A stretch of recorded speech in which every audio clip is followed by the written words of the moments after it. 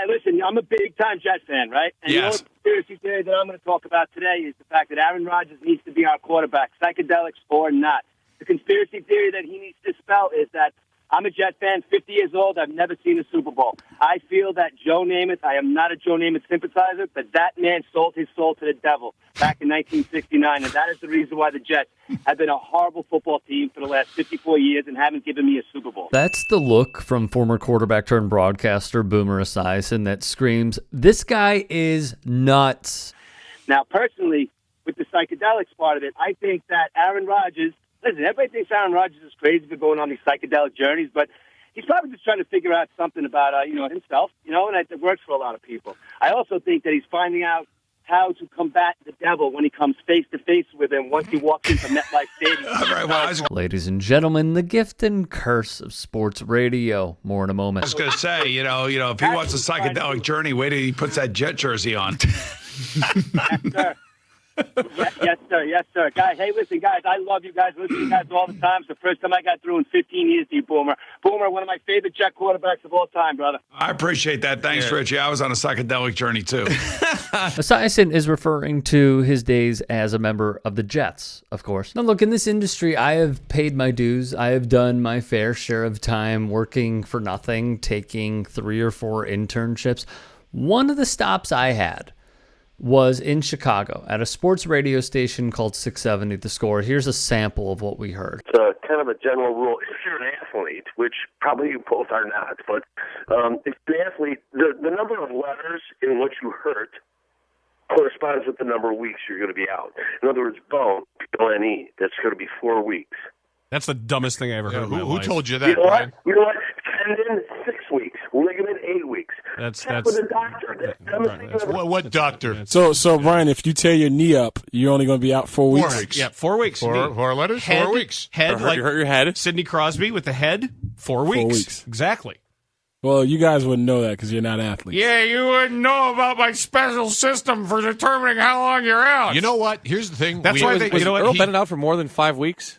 Chest, right? Or ribs, right? Ribs Well, also. chest. 4 weeks. This was from the legendary Boers and Bernstein show in Chicago. And actually, amyotrophic lateral sclerosis, ALS, 3 weeks. If you get shot? Shot, 4 weeks. 4 weeks, you'll be all right. Right. Dead, 4 weeks. 4 weeks. Let me just say, working in those offices and the colleagues I had was amazing. When I was tasked with screening calls on a Saturday, during a snowstorm, by the way, I went in to show loyalty in that I deserve more than an internship. What I found was the problem with many people who call into sports radio stations, and I will give you the most polarizing example that I could possibly give on this subject. Living in Chicago, being a fan of Chicago sports, I heard it all. But one that stands out to me in particular was about Luol Deng, and I'm sure I've told this story before on our Twitch channel. If you haven't checked it out, twitch.tv/TYT. And I host a show every Monday night. This is the Luol Deng Chicago Bulls era. And there's some guy named, let's call him John. And I'm screening calls, and what I was instructed to do is say, pick up the phone, score, what's your name? They'll say the name. Where are you calling from? What are you calling about? That's it. That's all that it is. And I answer the phone, and he goes, yeah, this is John. I'm like, all right, John, where are you from? South Side. All right, John from the South Side. What do you want to talk about? Luol Deng. Okay, well, what exactly do you want to say about Luol Deng?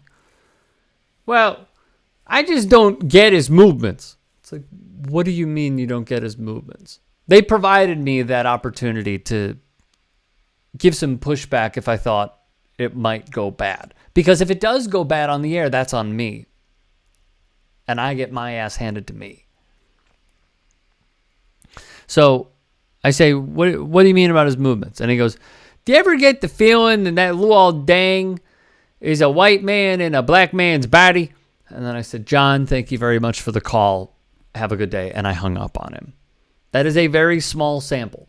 And I guarantee you, if you wanted to hear more of these, I could bring on former colleagues of mine who will give horror stories. This Aaron Rodgers stuff, Not nearly as bad as some of the stuff we heard. Dumb, but not nearly as bad. I do leave you with this. Where is he going? Where is Aaron Rodgers going? With the Raiders off the table, it really does feel like the Jets, especially when they are going after, and at least of this taping, pursuing Allen Lazard. I don't know where he's going. The Jets, though, do certainly feel like the home for Aaron Rodgers. We'll keep you posted.